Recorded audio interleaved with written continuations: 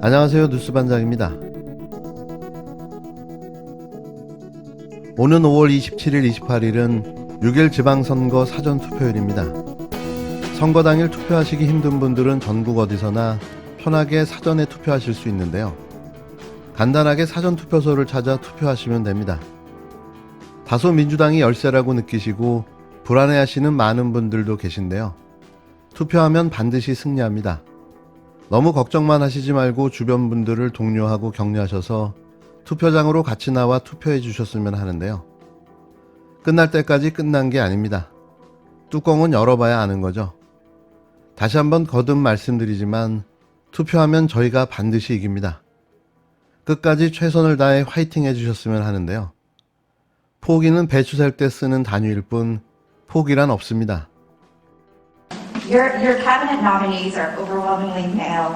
여성의 공정한 기회가 더 적극적으로 보장되기 시작한 지가 오래되지 않았기 때문에 그래서 이러한 기회를 더 적극적으로 보장할 생각입니다.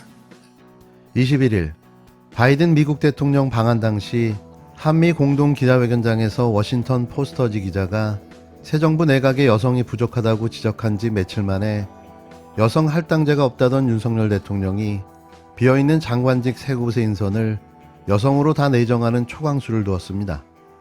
정말 빵 터졌는데요. 뭐 하나 제대로 하는 게 없는 윤 대통령은 또 한 번 팔랑귀라는 사실을 다시 한번 입증했습니다. 그는 국정 철학도 자신의 신념도 없었던 거죠. 결국 자신의 인사 철학에는 오로지 아는 사람이 전부였다는 사실만 확인시켜줬는데요. 외신이 지적하니 바로 반응하는 인사관이라니 한심하기 그지없을 뿐입니다. 느닷없는 태세 전환을 시작한 윤 대통령, 나머지 차관 등 고위직을 여성을 우선으로 고려할 방침이라고 밝혔는데요. 윤 대통령은 26일 사회부총리 겸 교육부 장관 후보자에 박순애 서울대 행정대학원 교수를, 보건복지부 후보자에는 김승희 전 의원을 각각 지명했습니다. 또 식품의약품안전처장에는 오유경 서울대 약학대학장이 낙점됐는데요. 이날 지명된 세 후보자는 모두 여성입니다. 외신의 지적으로 인사 기준 자체가 바뀌어버린 거죠. 대통령실 고위 관계자는 윤 대통령이 남은 부처 장차관을 임명할 때 전부 여성을 우선으로 고려하고 정 없으면 그때 남성으로 하라고 지시했다고 밝혔는데요. 여가부 폐지를 선언하고 여성 할당제가 없다더니 순식간에 뒤집어버린 거죠. 이 순간 가장 화가 나야 될 사람들은 누굴까요? 그건 바로 이대남, 이찍들인데요. 하지만 이들은 너무나도 조용히 침묵을 지키고 있습니다. 최근 여성에게 공정한 기회를 더 적극적으로 보장하겠다는 대통령의 약속을 지키는 인사입니다. 내각의 여성 장차관이 부족하다는 비판 여론을 일부 수용한 인사로 보여지는데요. 국힘당은 여성이 유리천장을 뚫을 기회를 줘야 한다는 대통령 생각의 대찬성이라며 국민과 소통하고 야당과 협치하려는 의지의 표현이라고 극찬을 내놨습니다. 예정에도 없던 인사를 칭송하고 나선 건데요. 정치 코미디가 따로 없는 거죠. 후보자들의 낙마로 자리가 비어있는 교육부, 보건복지부 장관의 박순애 교수, 그리고 김승희 전 의원이 지명됐습니다. 식품의약품안전처장에도 여성이 낙점됐는데요. 내각의 여성 장관들이 부족하다는 지적을 반영한 인사로 보입니다. 김승희 보건복지부 장관 후보자는 보건복지부잖아요. 네. 근데 이제 바이오 로펌 고문으로 네, 있어서 바이오 소송 전문 로펌의 고문으로 있었기 네. 때문에 이해 충돌이 맞죠. 본인이 관할할 분야의 회사에 있었기 때문에. 그리고 교육부 장관 후보자는 교육 전문가가 아니에요. 교육과 관련된 일을 하나도 한 게 없네요. 네, 행정과 관련된 이력이 많다는 한국 지적이고요. 행정학회 회장을 하신 분인데, 그리고 인수위에서도 행정분과 인수위원이었는데 이분이 왜 교육부 장관으로 왔는지 모르겠네요. 교육과 관련된 예를 들어서 뭐 유치원이든 초등학교든 중학교든 고등학교든 교육과 관련된 커리어가 전혀 없습니다. 그런데 김승희 전 의원의 경우엔 문재인 전 대통령을 치매에 비유하는 발언을 했던 전력이 있어 민주당이 반대하고 나섰는데요. 지난 2019년 10월 당시 한나라당 김승희 의원은 문재인 대통령을 향해 이런 발언을 했는데요. 건망증은 치매의 초기 증상으로 나타날 수도 있습니다. 요즘 대통령의 기억력 문제를 많이 걱정하고 있습니다. 건망증은 대통령의 치매라니! 민주당은 당장 발끈하고 나섰습니다. 보건복지부 장관 후보자인 김승희 전 의원의 과거 문재인 대통령 침해 발언을 막말이라고 문제 삼으며 지명 철회를 촉구했는데요. 민주당은 협치 파괴다, 아빠 찬스 정호영이 가니 정쟁 유발자가 왔다고 반발하고 나선 겁니다. 당연한 지적이며 문제 제기인데요. 이런 인식 수준을 가진 자를 또다시 보건복지부 장관으로 지명해 논란을 또 만들어내고 있는 겁니다. 속된 말로 뭐가 가니 뭐가 또 온 꼴인 거죠. 대단합니다, 정말. 포토샵을 했다고 하는데 얼굴이 워낙 불쾌하니까 조명 탓도 어느 정도는 있겠죠. 술이 좀 오른 것도 같습니다. 그렇게라도 보여요. 어느 정도인지 모르겠는데 이게 이제 논란이 되는 것은 취임 나흘째 아닙니까?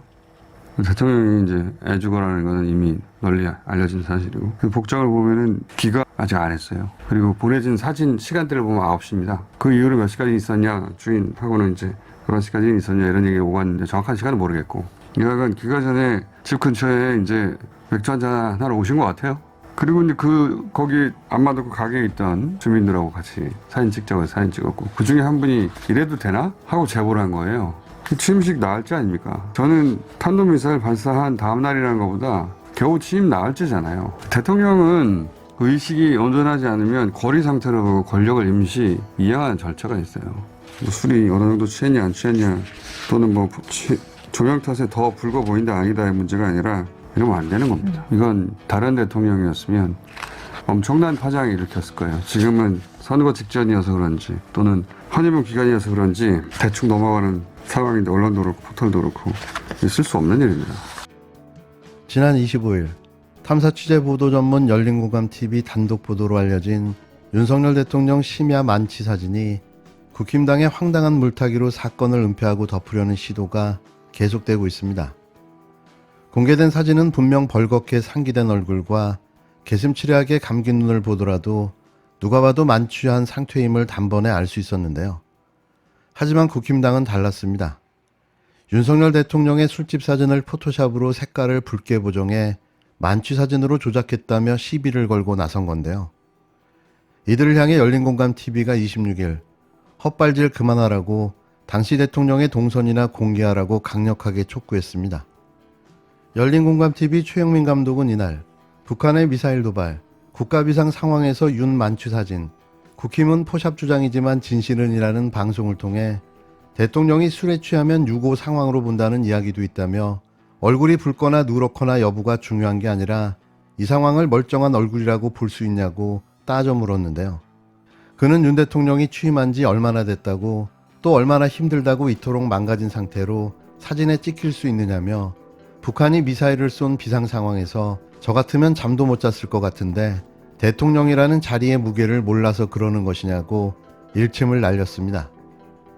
이어 박근혜 전 대통령의 7시간에 이어 윤 대통령의 저녁 시간을 공개해야 할 상황이라며 저희는 술 취하지 않은 정신멀쩡한 지도자를 가질 권리가 있다. 술에 취해 돌아다니며 황당한 행동을 하거나 국정을 놓치는 일이 제발 없었으면 좋겠다고 목소리를 높였는데요.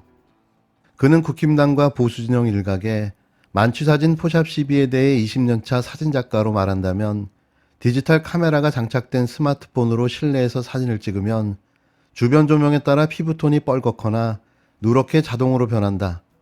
누가 윤 대통령 사진에 그런 짓을 했단 말이냐고 발끈했는데요. 특히 그는 무엇이 중헌디 붉게 보이는 색깔만 빼면 무엇이 달라지느냐고 반박했습니다.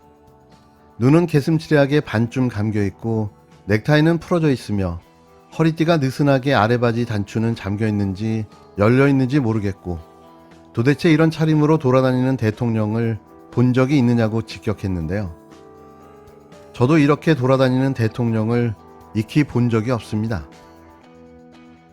반갑습니다. 이재명입니다.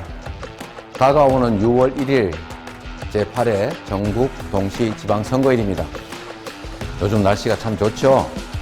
방금 같은 휴일 혹 지방선거일에 나들이 계획 있으신가요? 피치 못할 사정이 있어서 선거 당일 투표가 어렵습니까? 한국인은 빨리빨리 누구보다 먼저 투표하고 싶으신가요? 다 방법이 있습니다. 바로 5월 27일 금요일, 28일 토요일에 사전 투표 하시면 됩니다. 내가 살고 있는 지역이 아니어도 전국에 설치된 사전투표소 어디에서나 신분증만 가지고 계시면 투표할 수 있습니다. 사실 본투표보다 더 빠르고 쉽습니다. 더 나은 삶, 더 발전하는 대한민국을 위해서 가장 가까이에서 가장 열심히 일할 사람에게 국민 여러분의 소중한 한 표 꼭 행사해 주시기 바랍니다. 투표하면 세상이 바뀝니다. 일하고 싶습니다. 투표해 주십시오. 감사합니다.